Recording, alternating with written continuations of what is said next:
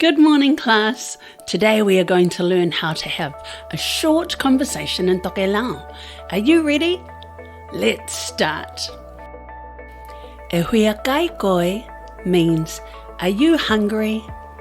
You reply, Iyo, ko au e hui kai a hokamole mole, which means, yes, I am hungry.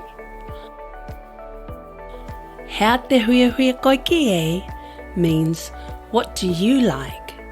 You reply, ko au e hui ki ngā laihia, which means, I like rice.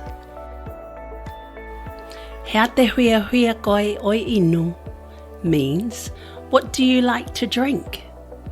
You reply, ko au e hui inu vai, which means, I like water. E hui koe ki ngā kofe means, do you like coffee? You reply, he ai, ko au e he hui ki ngā kofe, which means, no, I don't like coffee. He ata koe e hai means, what are you doing?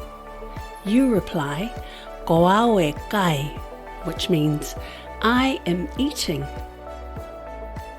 Wow, you did wonderful. See you tomorrow.